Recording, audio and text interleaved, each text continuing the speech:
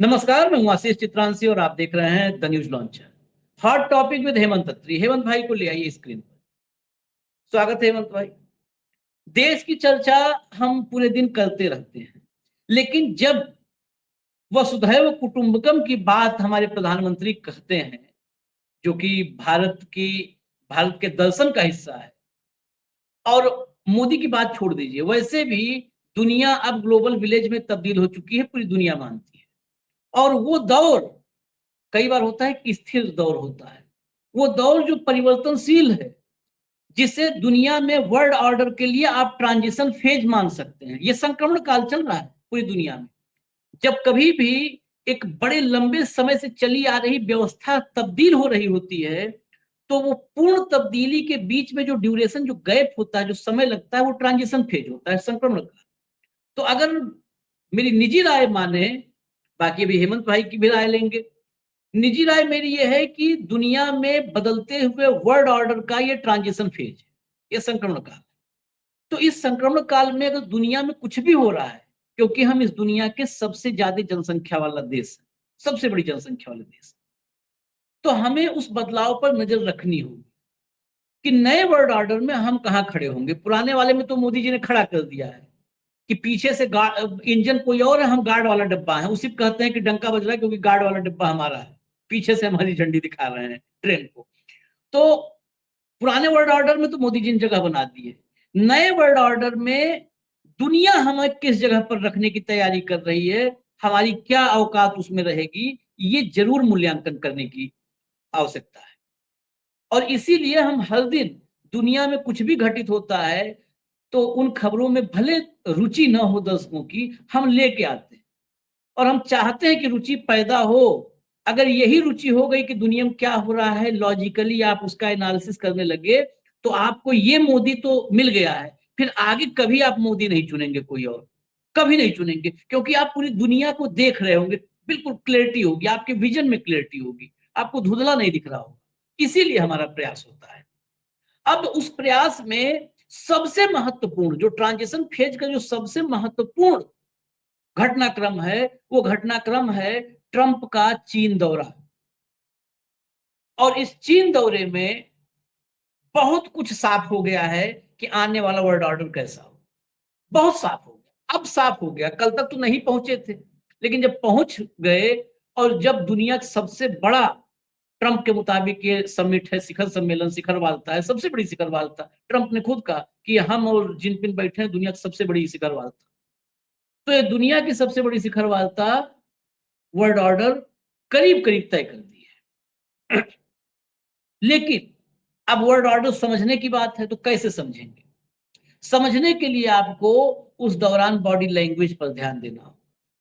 उस दौरान कौन किस पर साइकोलॉजिकली हावी हो गया है, उस पर ध्यान देना होगा। बातचीत में कौन डिक्टेट कर रहा है, उस पर ध्यान देना होगा। और जब इस सबको हम देखते हैं, तो दो तीन चीजें बिल्कुल साफ हैं। ट्रंप को सामने बिठा करके जिनपिंग को आप क्लास लगाते हुए देखेंगे, और ट्रंप को सामने बिठा के उस ट्रंप को जिसने जेलेंस्की को व्हाइट हाउस में बेइज्जत किया, उस ट्रंप को जिसने स्टारमर को व्हाइट हाउस में बेइज्जत करने की कोशिश की, थोड़ी सी रिप्लाई उसमें रिटेलिएशन भी हुआ, उस ट्रंप को जिसने मैक्रो को बेइज्जत करने की कोशिश की, थोड़ी सी रिटेलिएशन हुई, उस ट्रंप को जिसने रामफोसा को बेइज्जत करने की कोशिश की, थोड़ी सी रिटेलिएशन हुई। मतलब इन सब जगहों से जवाब मिला, ये सब मौन नहीं रहे, खामोश नहीं रहे। उस ट्रंप को जिसने प्रधानमंत्री मोदी को एक तरफा बेइज्जत किया, बाकी हर जगह थोड़ा बहुत रिटेलिएशन था, ज्यादा नहीं तो थोड़ा सा। लेकिन एक मामला ऐसा था हमारे 56 इंच वाले में कि एक तरफा, जितनी बेइज्जती करनी है कर लो, हमें फर्क ही नहीं पड़ता है। उस ट्रंप को जिनपिंग अपने सामने बिठाए और वहां पे क्लास लगाए, तो ये बहुत बड़ी घटना है दुनिया की। और उस घटना के साथ अगर आप एक खबर और जोड़ेंगे, अमेरिकी अफसर चीन गए हैं, वो एक अलग ही भय में हैं, एक अलग खौफ में हैं। आपको खबर में दिखाऊंगा, आप हैरान हो जाएंगे कि अमेरिकी इतने खौफ में, इतने डर डर, इतना डर, इतना भय। मैं आपको एक एक करके जरा खबर दिखाता हूं। और ये भी दिखाऊंगा कि कैसे, आपको सीधा नहीं दिखेगा लेकिन हम उसको कोशिश करेंगे विश्लेषण के जरिए आप तक दिखाने कि कैसे अंधभक्तों का ताऊ चीन में जाकर के गिड़गिड़ा रहा है, लिटरली गिड़गिड़ा रहा है। सबसे पहले हम चलते हैं जरा अफसरों से शुरू करें तब आए ना मालिक तक।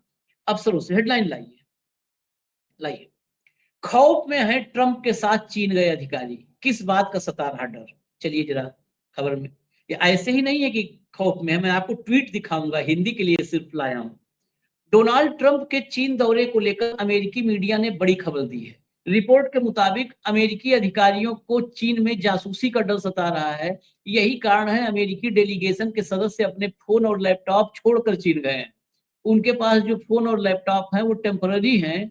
अमेरिकी डेलीगेशन को हिदायत दी गई है कि जहां तहां यूएसबी का भी इस्तेमाल ना करें। आगे चलिए जरा, और आगे।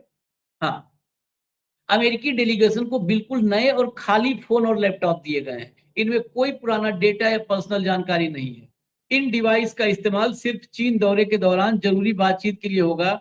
दौरे के बाद इन सभी फोन और लैपटॉप को नष्ट कर दिया जाएगा या पूरी तरह फॉर्मेट कर दिया जाएगा ताकि कोई वायरस अमेरिकी नेटवर्क में न आ सके। अब ये मैंने कहा ना हिंदी के लिए ये खबर TV9 या एक्सिस की नहीं है। मैं आपको चलता हूं सोर्स पर लेकर के। ट्वीट लाइए।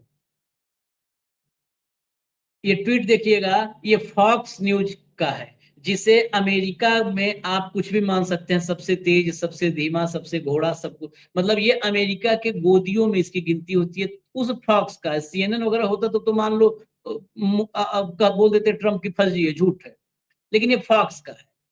क्या लिखा है हिंदी में उसको मैं बता रहा हूं। ट्रंप का प्रतिनिधिमंडल डिजिटल लॉकडाउन के तहत चीन में प्रवेश कर रहा है।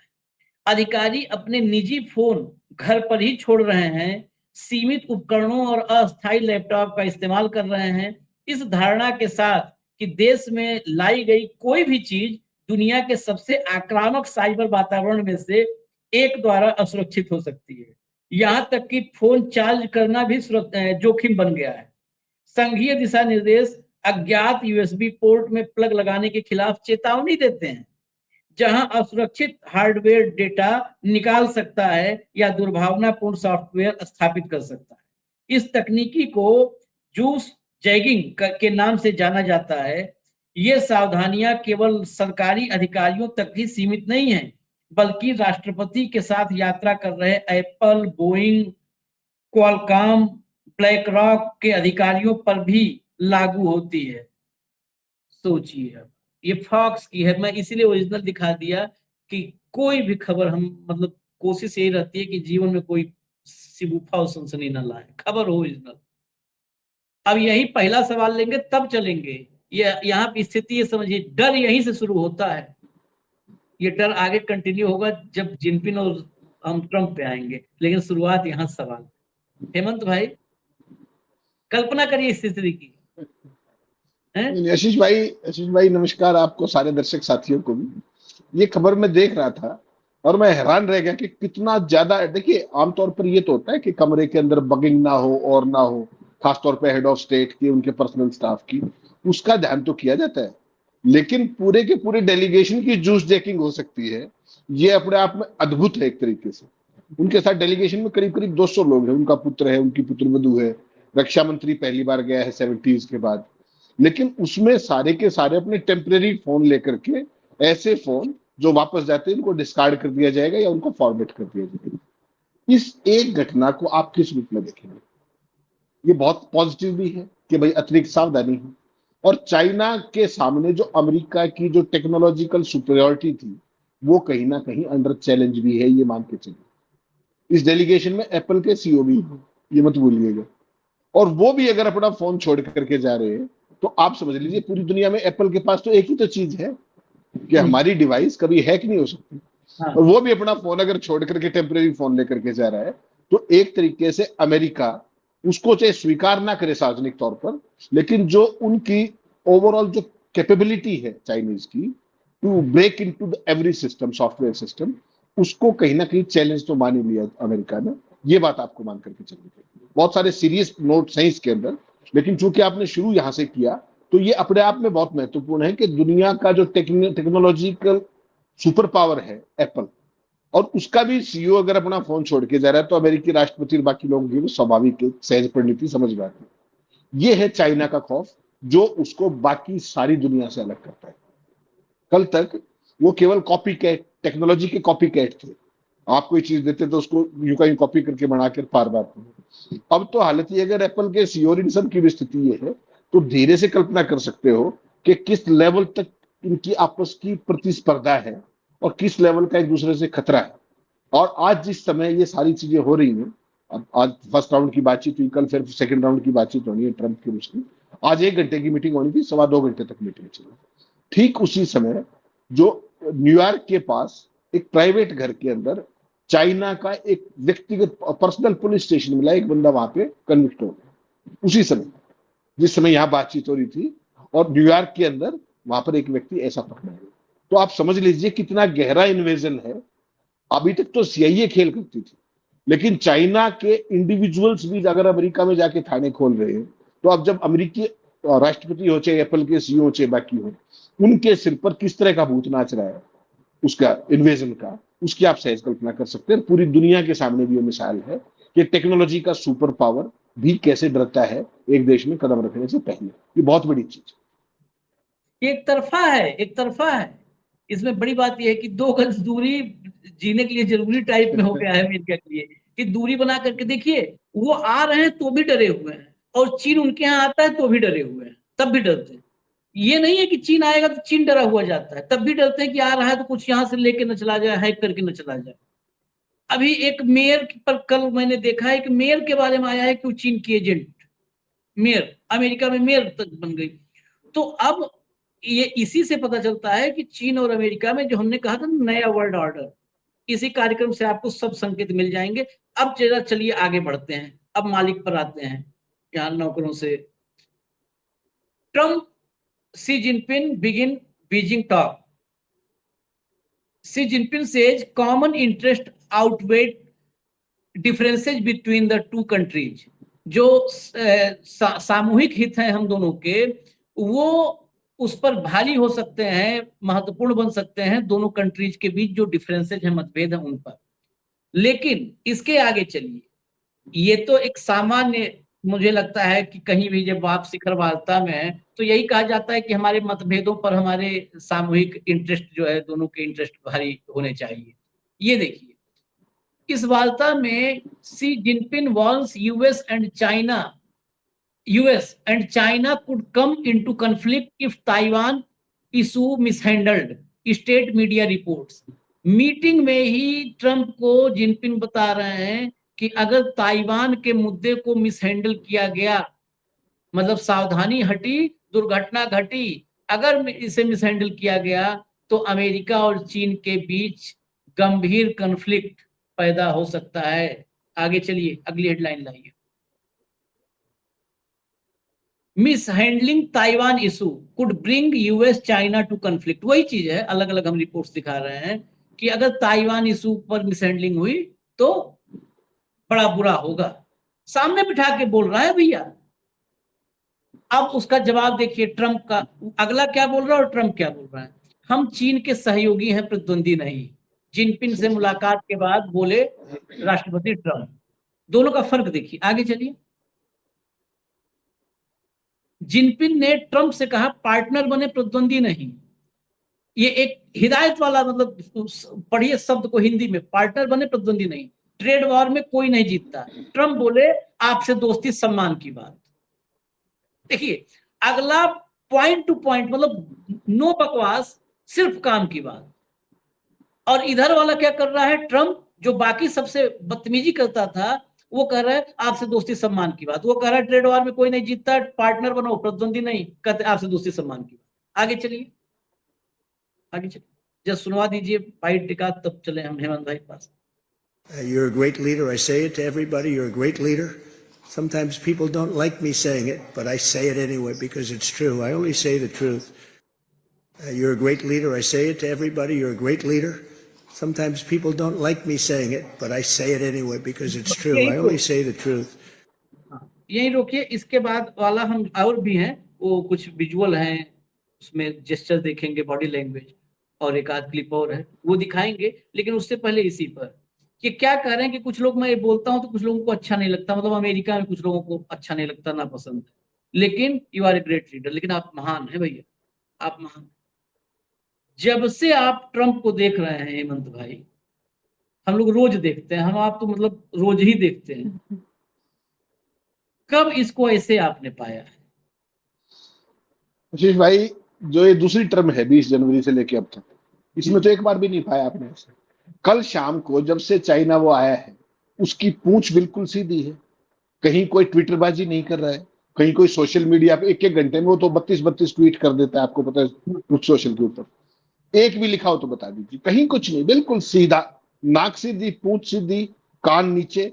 और मैंने आपको कल क्या था, कल का शो मैंने कहा था, मैं आशीष भाई नोट करके याद रख लीजिएगा कि चीन की धरती पर अपने देश के विपरीत राष्ट्रपति ट्रंप संभवतः अपना सबसे अच्छा व्यवहार दिखाएंगे। अब तक वो आदमी कंप्लीट संयम में है, कोई बड़बोलापन नहीं है, एक भी शब्द आउट ऑफ कंटेक्स्ट नहीं कहा है, टू दी पॉइंट, जो स्क्रिप्टेड है उससे बाहर एक्सटेम्पोर एक शब्द नहीं बोल रहा है।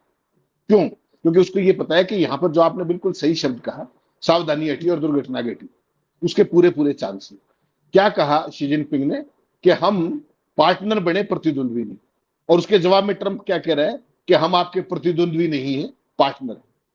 अगर आप देखिए, कमाल देखिए एक बात का, पहले रूस और अमेरिका की पारंपरिक शत्रुता थी एक खास तरह की, ठीक। उस पुतिन को भी अपना दोस्त बताता है, ग्रेट फ्रेंड कहता है, is a great friend, I have a great chemistry with him. ऐसे ही अब अपना रशिया पीछे चला गया है थोड़ा सा, अब मेन कंपटीशन किसका है अमेरिका के साथ? चाइना का। और वहां के लीडर को एक ही वाक्य में 2 बार you are a great leader, great leader जब से आया है तब से। और अगर आप वो पूरी वीडियो सुनेंगे जो उसने अपना पक्ष रखा है ट्रंप ने, जो पब्लिकली मेड अवेलेबल किया गया है, उसमें हर चीज की प्रशंसा की गई, चीन के विकास की। जैसे कल स्वागत हुआ, वो बच्चे बड़े ब्यूटीफुल थे, बहुत अच्छे लग रहे थे। और उसमें बेसिकली कोई और देश होता तो राष्ट्रपति और सब लाइन में लग के खड़े होकर रिसीव कर रहे होते। यहाँ पर जो स्टैंडर्ड प्रोटोकॉल है केवल वही मिला कि वाइस प्रेसिडेंट को भेज दिया, एक कॉन्सुलेट के बंदे को भेज दिया, बाकी बात खत्म। कोई हूहा फूफा, कोई विशु गुरु नहीं, कोई डंका नहीं, किस तरीके का कुछ नहीं, ना वो उसकी गाड़ी में ना वो उसकी गाड़ी में, कहीं कोई मतलब।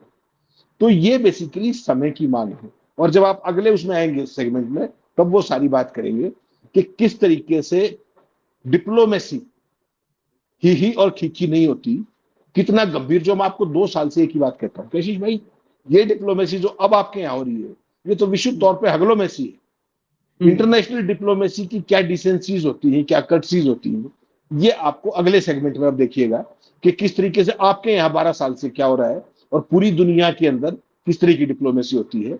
वो सारे का सारा हमने जान के लास्ट सेगमेंट के लिए रखा था, ताकि समझ में आए कि असली विश्व गुरु क्या होता है और मुहुबली क्या होता है, उन दोनों का अंतर हम लोगों को दिखा सकते। अंतर में अब हम थोड़ा उल्टा चलेंगे, पहले क्लिप बची है बाइट, वो जरा सुनिए, और फिर हम दिखाएंगे कि दोनों की मुलाकात, दोनों की भाव भंगिमा। पहले बाइट चला दीजिए। I want to thank you very much. First of all, that was an honor like few have ever seen before. And I think I was particularly impressed by those children. They were happy. They were beautiful. The military is obvious. It couldn't be better, but those children were amazing and they represent so much. And I know they represent so much to you. You and I have known each other now for a long time. In fact, the longest relationship of our two countries that any president and president has had. And that's, to me, an honor.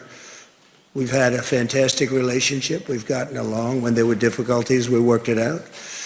I would call you and you would call me. And whenever we had a problem, people don't know, whenever we had a problem, we worked that out very quickly. We're going to have a fantastic future together. Such respect for China, the job you've done. You're a great leader. I say it to everybody. You're a great leader. Sometimes people don't like me saying it, but I say it anyway because it's true. I only say the truth. And उस जो छोटी clip था उसके और पीछे से पूरा हिस्सा था ये। आप सोचिए कि ये पृथ्वीराज रासो लिख रहा है, जो है जिनपिंग के दरबार में बैठ के चंद्र बरदाई की भूमिका में है। खैर, अब जो हम कह रहे थे कि भाव भंगिमा, बॉडी लैंग्वेज, उसको जरा देखने की बारी है। 2 क्लिप है, मैं 2 क्लिप दिखाता हूँ आपको। ये पहली क्लिप चलाइए, ये देखिए, ध्यान से देखिएगा, बीबीसी के सौजन्य से है, देख भी दीजिए भाई, बीबीसी के सौजन्य से नीचे, ये देखिए। और दोबारा देखिएगा, मैं 2-3 चीजों पे देखिएगा, जो मैं बता दे रहा हूँ, नहीं तो वो चीज ध्यान में शायद नोटिस करें ना करें। ट्रम्प आ रहे हैं, जिनपिंग खड़े हैं, होता है नॉर्मली। अब हमारे वाले तो देखोगे तो अगला आदमी एक कदम चला है तब तक ये जो है एक पुलसा कूद करके गले में लटक जाता है हमारा वाला। यहाँ पे ट्रम्प आ रहे हैं और जिनपिंग अपने जगह से एक कदम भी आगे नहीं जाते हैं कि अगला आदमी, जैसे पास पहुंचते पहुंचते कई बार एक कदम आदमी बढ़ा देता है, पास पहुंचते पहुंचते एक कदम आगे बढ़ के हाथ मिलाता है। विजुअल शुरू से प्ले करिएगा, एक बार शुरू से प्ले करिए इस विजुअल, देखिए, ये देखिए, एकदम मतलब होता है ना कि एकदम वही नहीं जाना। ये हाथ देखिए, एक हाथ बढ़ा रखा है जिनपिंग ने, और यहाँ पर और थोड़ा आगे बढ़ा दीजिए, ये देखिए, वो हाथ, एक हाथ है, दूसरा हाथ नीचे का नीचे। इसके बड़े मायने होते हैं, हम लोग कई बार चर्चा की, कल भी कर रहे थे, तो हेमंत भाई उस पर बता रहे थे कि क्या होता है, कैसे बॉडी लैंग्वेज होती है, एक एक जो होता है मूव, एक एक एक्शन, एक एक फ्रेम, वो बड़ा महत्वपूर्ण हो बोलता है। ये देख लिया आपने, अगला विजुअल भी ले आइए, इसमें 2 चीज हमने दिखाया, अगला लाइए, अगला ले आइए। How were your talks, sir? It's great. Did you talk about Taiwan, Great Mr. place. President? Incredible. China is 他们问谈得怎么 beautiful. 样？特朗普总统说谈得很好。How were your talks, sir? बस हटा दीजिए, इसमें देखिए जिनपिंग का आपने फेस देखा।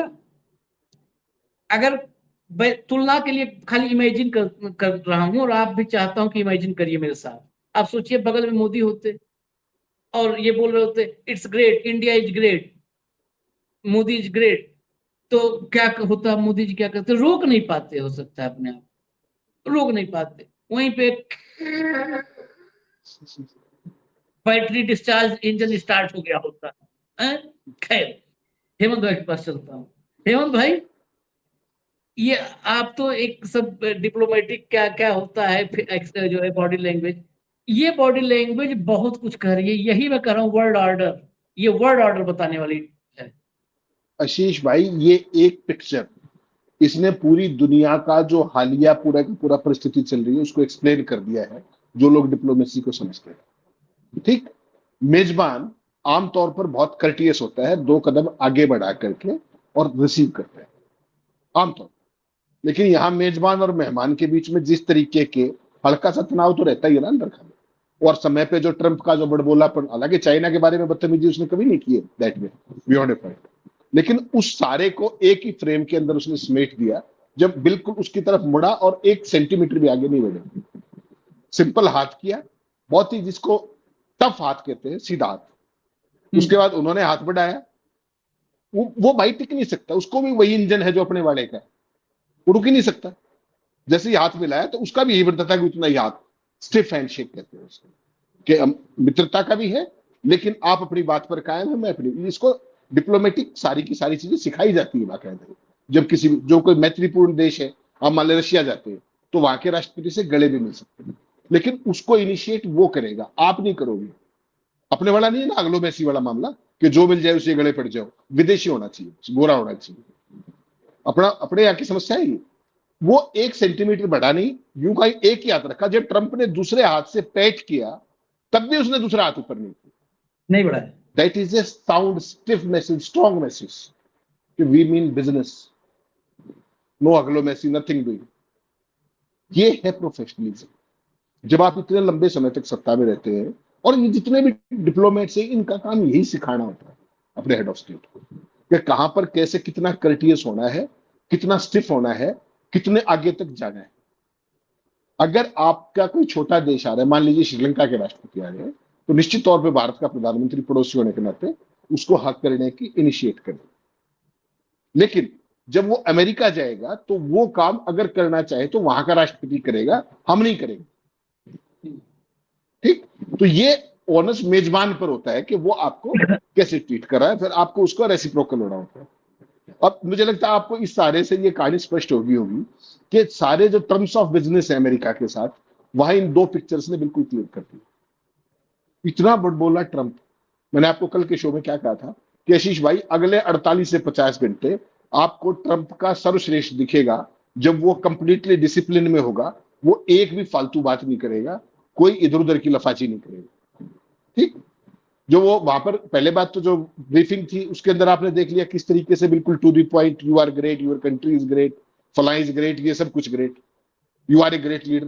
ट्रंप मोदी जी के बारे में उसने 2 बार ग्रेट कह दिया, लेकिन उसके साथ कह देता है कि I can ruin his career, साथ में ये कह देता है। अगर आशीष चित्रांशी ग्रेट है तो मैं कैसे कैरियर खराब कर सकता हूं उनका, या कोई भी कैसे खराब कर सकता है? ग्रेट कहता है और फिर उसके बाद अगली 2 बार कह चुका वो, और हमारे यहाँ से जवाब भी नहीं गया आज तक। एक बार शी जिनपिंग के बारे में सोच के देखो, बोलने फैंटास्टिक वो सारी चीजें करता रहता है। उसके बाद जो आपने दूसरा देखा जिस तरीके से वो आउट ऑफ उसमें टेम्पल ऑफ हेवन में भी पहुंचे थे, वहां पर भी बिल्कुल सीधा खड़ा हुआ है और 2 वाक्य बोले, this place is great, China is great, beautiful. यानी कि टर्म्स जो है, जो टर्म्स चाइना के विजिट की है, वो कंप्लीटली चाइना ने फिक्स की है और अमेरिका ने कंप्लीटली सरेंडर कर दिया है, ट्रंप ने सरेंडर कर दिया है as far as setting of agenda is concern और setting of terms are concern. क्या शर्तें होंगी, क्या एजेंडा होगा, ये कंप्लीटली शी जिनपिंग ने तय किया है और यही बदलते हुए वर्ल्ड ऑर्डर की सबसे बड़ी एक वानगी है जो आने वाले समय में आप और देखेंगे। जैसे ही ट्रंप ने टैरिफ ठोके थे चाइना के ऊपर, उन्होंने 2 काम किए। एक तो इमीडिएटली 1 घंटे के अंदर रेसिप्रोकल टैरिफ दुनिया में सबसे पहले किया था विद इन नो टाइम, और दूसरा रेयर अर्थ मटेरियल का अगले दिन से ही काम कर दिया था। और पूरा अमेरिका में जितने ट्रंप के चेले उद्योगपति सारे they were on their knees, literally they were on their knees. उसके बाद सबसे पहले किसके हटाए? भाई जिसमें दम होगा उसी के तो हटाएंगे। और आप वाला जो राष्ट्रवादी संगठन है 100 साल पुराना, दुनिया का सबसे बड़ा एनजीओ, उसका जो ब्रांड एम्बेसडर है वो क्या कह रहा था हडसन हाउस में खड़ा होकर के कि आपने हम पे 50% लगाया, हम कुछ नहीं बोले। आपने ट्रेड डील में हमारे पास 16% लगा दिया, हम तब भी कुछ नहीं बोले। आपका कौन सम्मान करेगा? आप भक्तों को मूर्ख बनाते रहिए, पोमेरियंस को कुदाते रहिए। पोमेरियंस क्या लिख रहे हैं पता है आपको? कि मोदी जी आपने इतने पैसे बचा दिए देश के, आप ये सुरक्षा में कटौती मत कीजिए प्लीज। आप सोचिए, ये मीडिया का काम हो गया है। मैंने वो ट्वीट पढ़े, मतलब मोदी जी तो परसों से सुरक्षा कम करने का जो सीन क्रिएट कर रहे हैं, और उसके बाद पोमेरियंस ने ये वो लिखा। मैं आपको पढ़ के बताऊं क्या? ये जो आपके पत्रकार हैं, देश के प्रधानमंत्री की सुरक्षा से कोई समझौता नहीं होना चाहिए। आप पहले ही देश का 3.48 लाख करोड़ रुपए विभिन्न परियोजनाओं को आधार से लिंक करके बचा चुके हैं। आप देश के सर्वोच्च पद पर विराजमान हैं, आप भारतवर्ष की पूंजी हैं। आपकी सुरक्षा पर देश के भीतरी और बाहरी दुश्मनों की पैनी नजर है।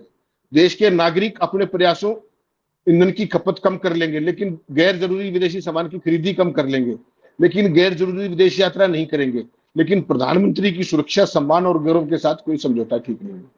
यानी कि आपका टारगेट बड़ा होने से ही आपका सम्मान और सुरक्षा, वरना तो खत्म हो जाएगी। इतनी दुर्दांत प्रतिमाएं आपने मीडिया में रखी हुई, आप सोच करके देख लीजिए। मैंने भेज भी दिया ट्वीट आपको, ये कल रात से पूरा का पूरा सब चलाया गया है। तो जहां पर एक तरफ ऐसा सीन हो, और अमेरिकन मीडिया आशीष भाई, जो पिछले 24 घंटे से जब से ट्रंप वहां के लिए निकले, ट्रंप की जो भद पीट रहे हैं जिस तरीके से, वो आप कल्पना कर सकते हैं। एक एक चीज के ऊपर ऐसे सवाल जवाब हो रहे हैं कि ट्रंप और ट्रंप की टीम से वो, क्योंकि अमेरिका ने कभी इस तरीके से सकम्प नहीं किया, किसी के सामने भी नहीं किया कि दूसरे की टर्म्स के ऊपर। आपको पता है ना, जिस तरीके से ट्रंप का इनॉग्रेशन होना था, तब उन्होंने शी जिनपिंग को इनवाइट किया, तब भी नहीं आए थे। याद है ना आपको? पिछली बार जब आना था तब ये देख लीजिए, ये पत्रकारों का ये काम रह गया आपके यहाँ। अरे इस देश के नहीं ऐसे बहुत है भाई। मैंने एक भेजा है, आप आशीष भाई आप नाराज मत होइए, मैंने तो एक भेजा है। अभी ऐसी दुर्दांत प्रतिभाएं बहुत है। इसका नाम तो हटाए दो सामने से, चर्चा हम कर लेंगे। अरे ये वही जाहिरों की कैटेगरी में है सब, जो कह रहा था 800 साल बाद बंगाल में 7वीं सरकार बनी है। मैं जो आपको कहना चाह रहा हूँ, कुछ और कहना चाह रहा हूँ। श्याम प्रसाद मुखर्जी को आप सोचिए कि वो हमने चर्चा की थी सबसे पहले कि 1941 में पहला वित्त मंत्री कौन था मुस्लिम लीग के साथ। आपको ध्यान होगा जिन रिजल्ट आ रहा था, हमने बताया था कि पहली सरकार सरकार में बैठे थे सब। जी, तो आशीष भाई ये जो है ना कि जब से ट्रंप व्हाइट हाउस से निकले और उससे पहले जो चाइना ने रेड लाइंस, जिसका हमने कल डिस्कशन किया था, जैसे ही चाइनीज एम्बेसी इन यूएस ने वो रेड लाइंस डिक्लेयर की, अमेरिका के मीडिया ने खाल उतारनी शुरू कर दी ट्रंप की, आप करने क्या जा रहे हो। भारत में आप एक सवाल पूछ के देख लीजिए, मुझे और आपको ट्रोल कर करके पागल कर देंगे लोग, जो अंधभक्त जिनको आप बोलते हो। और वहां वो जहाज में नहीं बैठे थे, उससे पहले ये हो गया था कि तुम करने क्या जा रहे हो। और जिस तरीके से सारी की सारी टर्म्स बातचीत की, शिखर सम्मेलन कहते हैं इसको, जब दो इतने बड़े लीडर मिलते हैं, तो सारी की सारी टर्म्स जिस तरीके से चाइना ने फिक्स की, उसके बाद खाल उतारी जा रही है ट्रंप की वहां पे, और कोई डिफेंड नहीं कर पा रहा। They are not trying to defend that defensible also. ये परिस्थिति शी जिनपिंग ने विद इन नो टाइम कर दी। आप कह रहे थे ना कि 20 जनवरी 24 से लेकर अब तक ट्रंप के अब तक के ओवरऑल पॉलिटिकल कैरियर में उसको इतना डिसिप्लिन आपने कभी नहीं देखा होगा। मैं इस ट्रंप की नहीं, मैं पिछले ट्रंप की भी बात कर रहा हूँ। जितना बड़बोलापन वो है, जितना बदतमीज है वो, जितना बदमिजाज, जितना बदजुबान, उनमें से कोई चीज आपको, और मैं ये आज की नहीं, मैं कल तक भी कह रहा हूं, मैंने आपको कल के शो में भी कहा था कि जब तक ये चाइना से टेक ऑफ वापस नहीं कर जाता, हो सकता है सारे का सारा वर्बल डायरिया जहाज में घुसते ही कर दे, क्योंकि बहुत मुश्किल होता है भाई अपने नेचुरल सेल्फ को रोक पाना। उससे बदहजमी हो जाती है ना। 2 दिन आप शांत रह जाओ, एक भी बकवास ना करो, आपकी तो यूएसपी बकवास करने की, और 48 घंटे आप बकवास ना करो तो फिर गड़बड़ हो जाएगी, बदहजमी हो जाएगी, बदमजगी हो जाएगी। तो हो सकता है वो एयरफोर्स 1 में बैठते ही जबरदस्ती मीडिया वाले उसमें आके लॉन्च में और अपने आप ही स्टार्ट हो जाए, ये भी उम्मीद कर सकते हैं आप उससे। लेकिन अपने आप में शी जिनपिंग का कुछ भी कहिए आप, हमारा शत्रु राष्ट्र है, हमारा कंपटीटर है, हमारा पड़ोसी है, जो भी परिस्थिति है, लेकिन अमेरिका की जो गत शी जिनपिंग ने इस बार की है वो भूतों में भविष्य है। मैं केवल इतना कह सकता हूं। शत्रु राष्ट्र क्या, शत्रु राष्ट्र हम आप कह रहे हैं ना, मोदी जी का तो मित्र राष्ट्र है। सब तो धन वहीं पे जा रहा है, चीन में ही। और एक बात और भी ध्यान रखिएगा, सारी शर्तें तय की चीन ने, बैठा करके सामने हड़का रहा है। ताइवान के मामले में, मतलब ताइवान में मिसहैंडलिंग कर दिए तो अमेरिका चीन के बीच कॉन्फ्लिक्ट बड़ा हो जाएगा, यहां तक बोल रहा है। आप एक चीज और ध्यान रखिएगा, कार्यक्रम के आखिर में अमेरिका की तरफ से कहीं पर भी आप अमेरिकी खबर ही ढूंढ के लाओ कि कहीं पर ऐसा लिखा हो कि ट्रंप ने कहा कि अगर ईरान को के साथ युद्ध में तुमने कुछ किया, कुछ नहीं बोल रहा है। अरे मतलब उसकी भी तो कोई शर्त होगी। वो वैसे ही चीन गया है जैसे मोदी अमेरिका जाता है, एग्जैक्टली वही परिस्थिति, वैसे वो चीन गया है। ये हालत है। हमको इजाजत दीजिए, क्योंकि अभी और खबरें हैं महत्वपूर्ण, वो भी लेकर के आ रहे हैं। और आप देखते रहिए, हमारे साथ बने रहिएगा। धन्यवाद हेमंत भाई, बहुत बहुत धन्यवाद, नमस्कार।